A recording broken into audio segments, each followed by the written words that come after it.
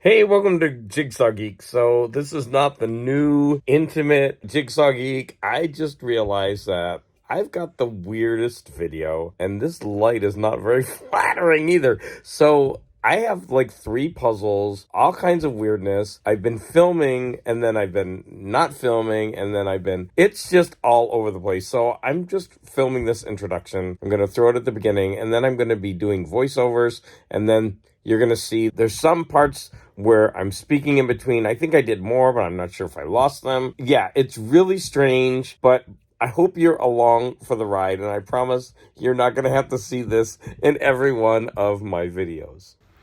So I honestly cannot remember if I showed making this puzzle already. I thought I did because I know I'm sending it to Javi, and I was wondering how he knew about it.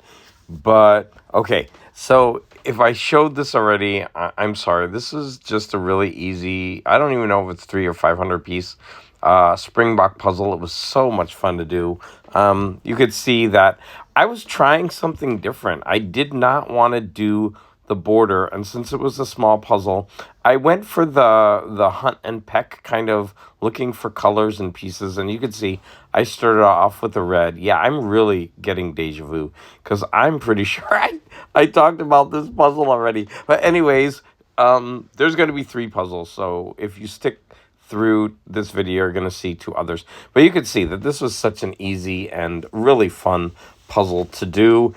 And I'm really glad that I grabbed this. I think I got this at the Puzzle Exchange, and I'm really happy that I am passing it on to Javi. Now, this one is different. Now, obviously, I picked it, not obviously, but I picked this puzzle because of the beautiful art. And I knew it was going to be like so tough because you could see there's basically all kinds of browns around, but then you've got all these gold swirls in the middle. And so for this one, I went for the border first.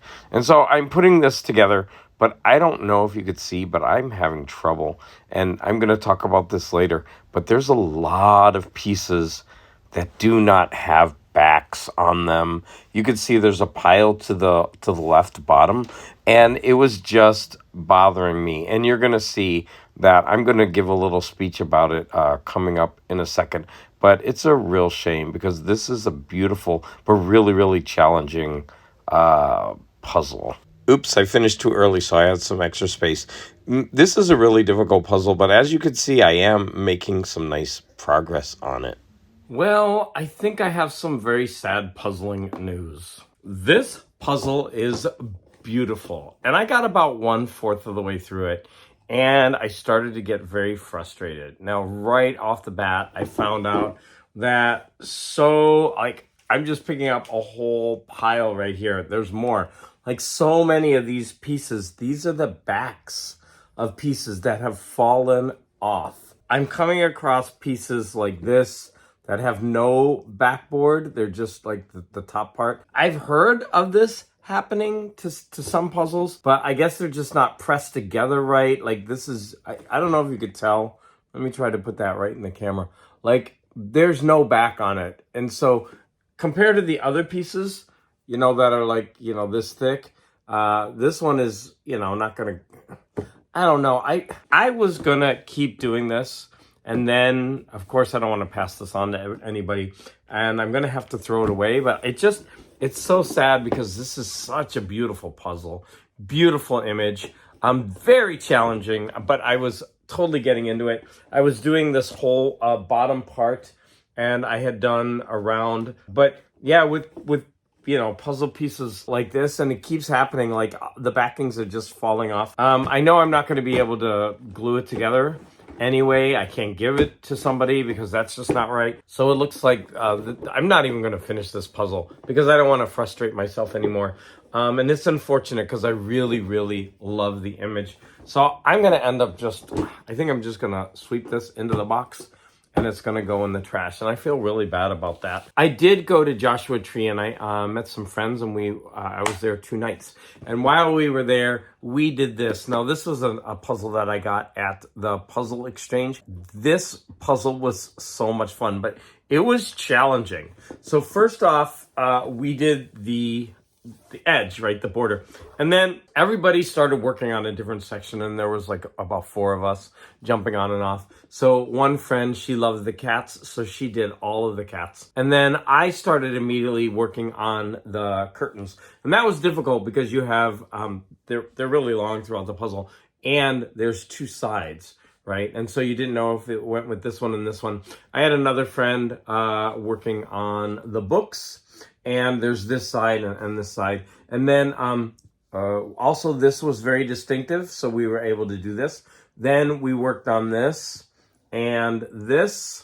And of course, believe it or not, this was the hardest part. This took almost as much time as a lot of the other puzzle. There were so many white pieces with like lines through them, but it was never frustrating. It was always fun. It was definitely challenging. I think everybody had fun putting this puzzle together. I know I certainly did. I may have taken a couple pictures, and I will share that. Even though this is a beautiful puzzle, I am going to take it to the puzzle exchange just because I think I need to be more selective with the puzzles that I'm gluing together, because now I know if I take some to the puzzle exchange, I can, exchange them for others. And I really like that. And I'm going to stick to the art ones that I'm going to actually just keep for my portfolio. And so I'm going to say that if you ever find this Anatolian or this puzzle or this Anatolian, I think I've seen this in other brands, but this was a really nice puzzle. Let me show you the actual puzzle pieces. Here they are in the bag. Kind of standard cut.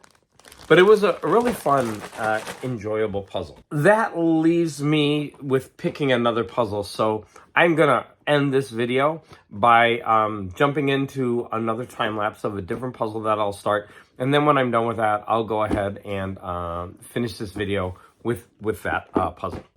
And I'm back with another voiceover. So this, I might be repetitive. I might repeat some of the stuff that I'm going to tell you later. But as you can see, I started with the border. And this one was one of those borders where it's the same. And so you have to do piece by piece. And that, took a while. But in the end, it was doable. And then I went to work on the brown towers and the black towers. No, I did not film the rest of this puzzle, which is unfortunate because this puzzle was so much fun to complete. And I'm going to say this later, but I do recommend this puzzle. So I decided that I'm going to do kind of a top-down video to end this because I am not going to glue this, although it's a gorgeous puzzle. I mean, look at it. That's how it looks finished. I'm not going to glue this one. I'm going to bring it to the puzzle exchange and give somebody else the opportunity to build it. This is the box that it came in. Coastal Lights of North Carolina, art by Donna Elias. Man, if you ever get a chance, this was a really fun puzzle. It was just challenging enough to make it a really fun, but not challenging enough to be frustrating. First off, obviously, I did the border first, but then I left this blue and white thing alone, till almost the end because, that was just nasty, so many pieces. But it became easier later, so that's why I didn't tackle it. And then, of course, I went for all of the black and white, patterns in the towers and the brown ones. And then after that, I finished off the towers. Then I started doing all the green pieces, finally the different color skies, and at the very end, then I tackled all of these because it was a lot easier to find where they would fit. And then finally I did the sky pieces, and there weren't that many of them left, and at that point it just became fun. The pieces are random cut, and so that really helped in putting the puzzle pieces in. Like I said, this was such a fun puzzle, and I'm so thankful to Aaron. I actually met Aaron for lunch today, the guy who gave me this puzzle, because I don't know if I told the story that one of his puzzles he gave me didn't have a picture, and then he saw me on, I think, Instagram, or there's a puzzle group on Facebook, and I joined it, and then he sent me a picture of the puzzle completed. And I said, hey, would you like to go out for lunch? And I found out we're both in the same neighborhood. And so, hey, thank you, Aaron. He's the one who gave me this puzzle. But whoever gets this puzzle next is going to be very, very lucky. Now, I haven't picked my next puzzle to do. So maybe I'll do that right now, and I'll end this by looking at you, because I know everybody out there wants to see my smiling face. And I'm back. So I decided I'm going to do this upside down, this Tetronimo City puzzle. Look, it's only 300 pieces, but I guess they're in the form of Tetris pieces. I mean, number one, this is a gorgeous box. You would never think that this is a 300-piece puzzle. And I mean, the box is thick. It's a beautiful, beautiful puzzle. And then when you open it up, I think that's the puzzle layout. So you could actually do it by flipping it over. And then I think there's going to be a lot of pieces that are interchanging. Now, wow, I think it's never been opened. That's weird. But look at the shapes. They're all just weird and oddly shaped. I think this is actually going to be difficult. And I don't think they're interlocking. And then this is what it looks like when you're done. I don't know. I don't think this is going to be easy for a 300-piece puzzle. But I'm up for the challenge. And of course, I will be doing a time lapse. And I will be reporting back. Oh, I don't know if I mentioned it, but in this puzzle, it was probably obvious that I did not do the entire thing by time lapse. I was having so much fun. I would just sit down and I would start doing the puzzle. And then one day when I was nearing the end of it, I was actually listening to a friend of mine's YouTube. He was doing a live stream. And then while he was on, I just started doing the puzzle. And of course, I didn't set everything up. So I'm one of the worst puzzle YouTubers out there, because I don't even film everything that I'm doing. But hey, we're doing this for fun, right? It's not like I'm a professional. I'm not getting paid for this, but I hope that doesn't frustrate you. But yeah, look for my next video coming sometime, I think later this week, when I will be going over Tetronimo City, a geometric jigsaw puzzle. Thank you, as always, for all your support.